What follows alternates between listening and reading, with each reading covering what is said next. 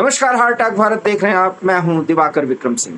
Colonel Virendra शाही sir हमारे साथ जुड़े हुए हैं, जो राजनीतिक, राजनयिक और सैन्य मामलों के विशेषज्ञ हैं। देश दुनिया में इन दृष्टिकोण से या इन मुद्दों पर अगर कोई बात होती है तो बहुत ही साधारण शब्दों में उसे समझाने की कोशिश करते हैं। आज मुद्दा ये है कि जो अमेरिका हमारे साथ ट्रेड डील करने जा रहा है और जिसमें इतनी मुश्किलें या अड़चनें पेश करने की कोशिश की जा रही हैं, जो हमारा रणनीतिक सहयोगी है, वो अमेरिका ऑपरेशन सिंदूर के बाद जिस तरीके से अपने रुख को कुछ बदलता हुआ दिखाई दे रहा है, बदलते हुए वो नजर आ रहा है, उस पर हम कड़ी निगहबानी कर रहे हैं।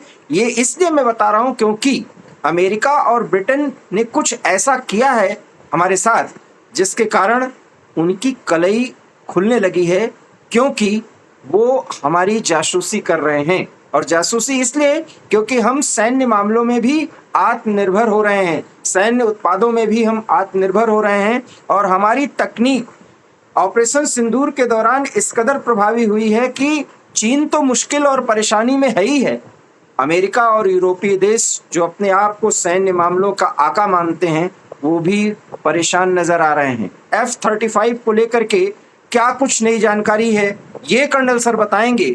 और अमेरिका के राष्ट्रपति डोनाल्ड ट्रंप जिस तरीके से बड़बोलेपन में बहुत कुछ बोल जा रहे हैं, उन्होंने क्या स्थिति बना दी है अमेरिका की, उस पर भी वो प्रकाश डालेंगे। और साथ ही ईरान के धार्मिक नेता आयतुल्ला, माफ करिएगा, अली खामेनेई जिस तरीके से 12 दिन के युद्ध में अपने आप को बंकर में छुपा के रखे थे, बताया ये जा रहा है कि मुहर्रम के मौके पर वो सार्वजनिक तौर पर दिखे हैं। हालांकि वो बिल्कुल किसी मस्जिद के बाहर नहीं आए, वो एक हॉल में पहुंचते हैं, वहां उन्होंने कोई तकरीर नहीं की है, सिर्फ उपस्थिति बताई जा रही है। ये बताई जा रही है, बताया जा रहा है कि वो सार्वजनिक रूप से दिखे हैं। हालांकि मेरा मानना है कि वो अभी सार्वजनिक रूप से नहीं दिख सकते, क्योंकि इजराइल की नजर अभी भी उन पर है। क्या है चीन, पाकिस्तान, ईरान, इन सब की मजबूरियां और किस तरीके से ये अमेरिका को चुनौती दे रहे हैं। और अमेरिका F-35 जो उनका जहाज केरल में उतरा था और वो फाइटर जेट था, उसको लेकर के क्या कुछ नई जानकारी आ रही है जो अभी तक आपने नहीं सुना होगा, उस पर कर्नल सर प्रकाश डालने जा रहे हैं। और साथ ही साथ ईरान के मुद्दे पर भी वो अपनी बात रखने जा रहे हैं। Over to you sir. धन्यवाद दिवाकर जी, आपने इतने इम्पोर्टेंट और इतने विशेष टॉपिक को एकदम इकट्ठा कर दिया। मैं जल्दी इन सब पर प्रकाश डालने का प्रयास करता हूँ। सबसे पहले हमारी अपनी सिक्योरिटी, ये जो F-35 British royal British air force का RAF का हवाई जहाज फाइटर, जो कि अमेरिकन ओरिजिन का है, ये भाग ले रहा था एक एक्सरसाइज में इंडियन एयरफोर्स के साथ और हमारे समुद्री इलाकों में। तो उसका वहां से गुजरना तक तो बात ठीक थी, और उसका हमारी एयर स्पेस में एंटर हो जाना बात ठीक नहीं थी। ऐसा हुआ, शायद एयर स्पेस में गलती से भी हो जाता है, पर बात सिर्फ वहीं नहीं रुकी। हमारे राडार्स ने उसको कैचअप कर लिया। हमारा एक इंटीग्रेटेड एयर सर्विलेंस सिस्टम है जो हमारे देश की पूरी आकाश की सीमाओं की तो रखता है, कौन आया कौन गया, और उनकी जानकारी के बगैर परिंदा भी हमारे आकाश की सीमा में घुस नहीं सकता। इसकी टो लेने की कोशिश चाइना ने भी की थी, और वो टो लेकर कहाँ कहाँ हमारे एयर डिफेंस सिस्टम्स लगे हैं उसकी जानकारी कुछ हासिल करके पाकिस्तान को पास भी की थी। ये पाकिस्तान की स्लो रिएक्शन कहिए कि उनकी कम निपुणता कहिए, इसके पहले कि वो इस इंफॉर्मेशन का फायदा उठाकर कोई हमला कर सकते, वो शायद अपनी सुबह की नमाज के बाद फारिग होकर शायद इस तरह कुछ करना चाह रहे थे, पर हमारे ब्रह्मोस उससे पहले ही वहां पहुंच गए और जिन जिन एयर फील्ड से उन्होंने ये कार्रवाई के लिए टेक ऑफ करना था, उनको एयर फील्ड्स को तबाह कर दिया, रनवेज में खड्डे डाल दिए, एयर कंट्रोल सिस्टम के जो उनके राडार और जो उनके टावर्स थे उनको तबाह कर दिया। इसी प्रकार की जानकारी ये शायद हवाई जहाज भी लेना चाहता था, अब जिसमें डायरेक्ट तौर पर अमेरिका का जहाज है, यूके उसका प्रयोग कर रहा है, और जो भी सूचना ये advance 5th generation aircraft fighter, most advance fighter लेता है, ये अपने बेस पे लगातार पास करता रहता है सैटेलाइट के तरीके। तो ये कहाँ गया और उसने क्या देखा, इसकी पूर्ण जानकारी न सिर्फ ब्रिटिशर्स को मिल रही थी, ये जानकारी अमेरिकन को भी मिल रही थी, और वो हम समझते हैं कि हमारे आकाश की जो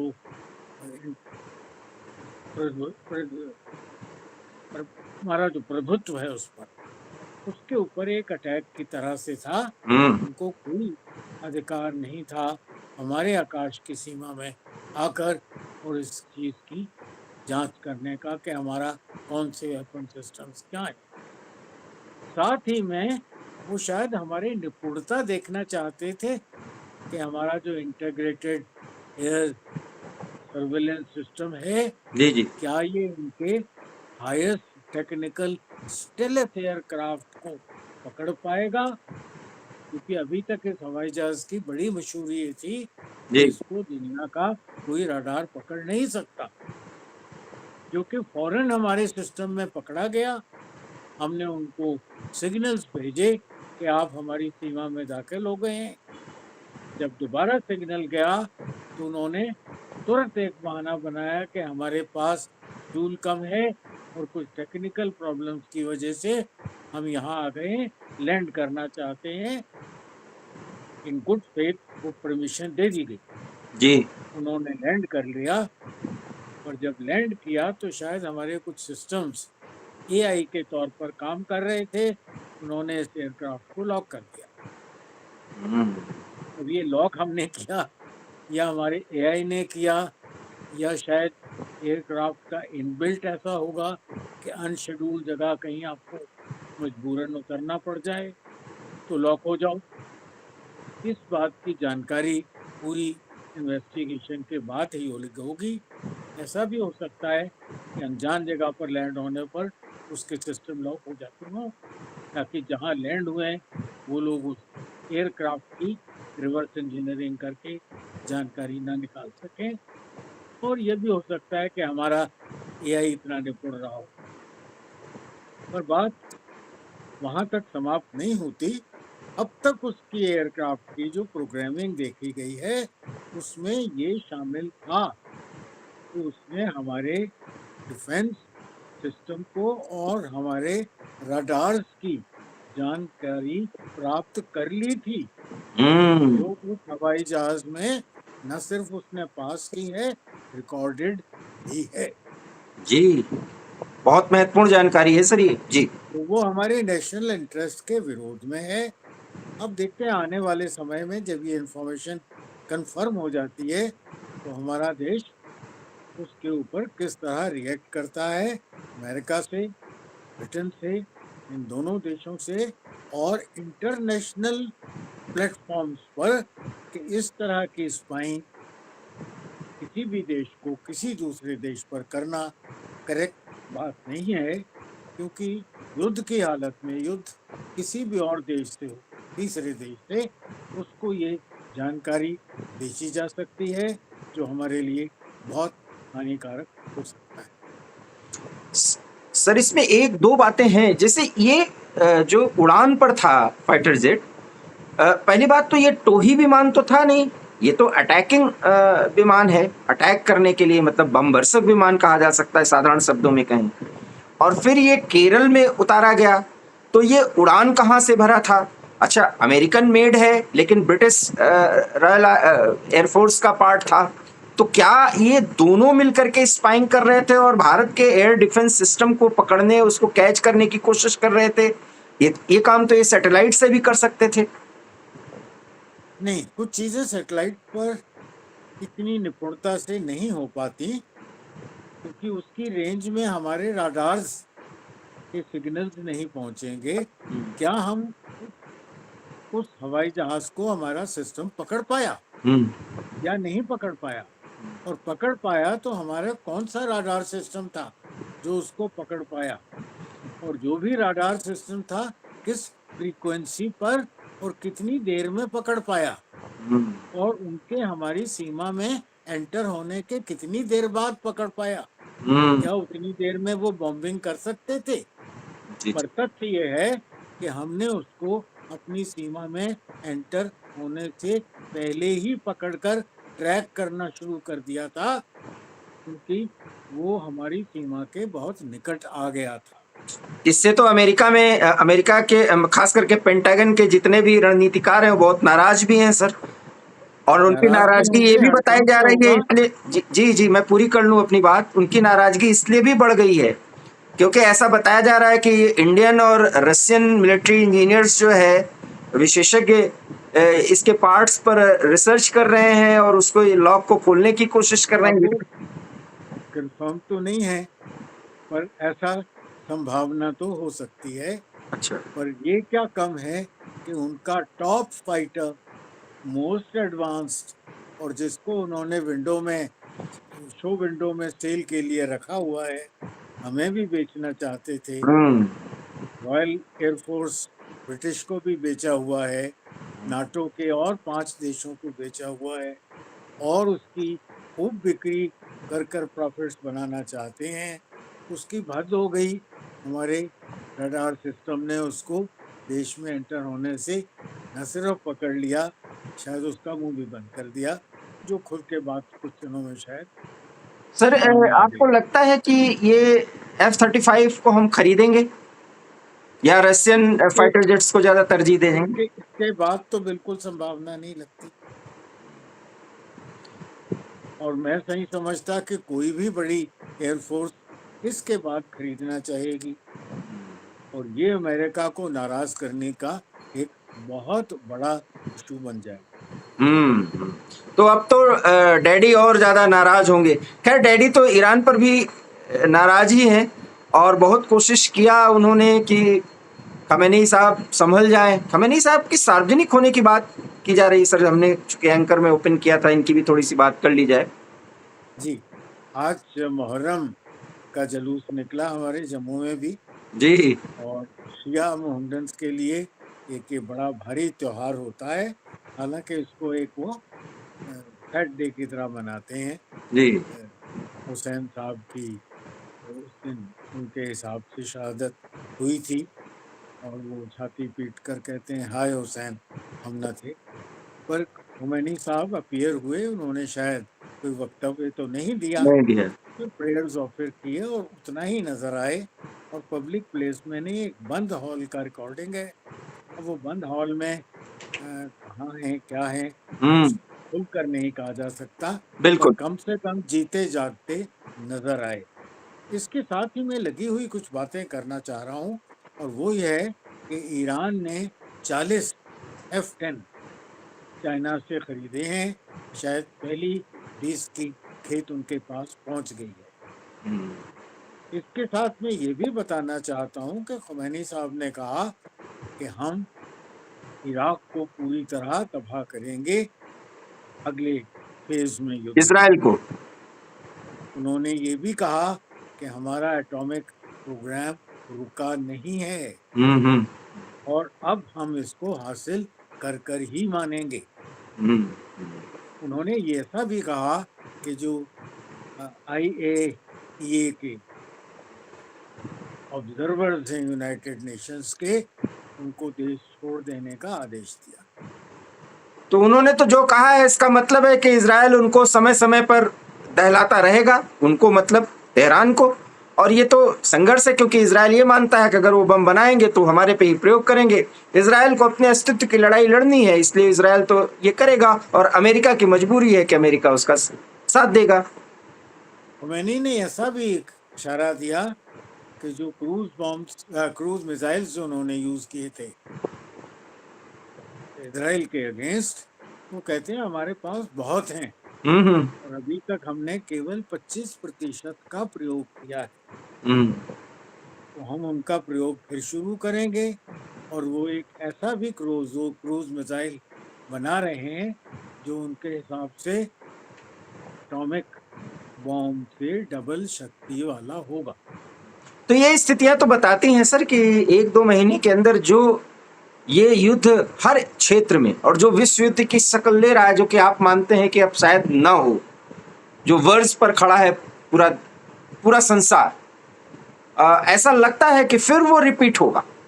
और ये आने वाले 2-3 महीने एक बार फिर पूरी दुनिया कहीं न कहीं, कोई न कोई स्थान, कोई न कोई राजधानी ऐसे दहलती रहेगी, और एक छोटी सी गलती बहुत बड़ी भूल हो सकती है पूरी दुनिया के लिए। देखिए, रशिया यूक्रेन में भी रशिया बहुत जबरदस्त तरीके से यूक्रेन पर अब हावी हो रहा है।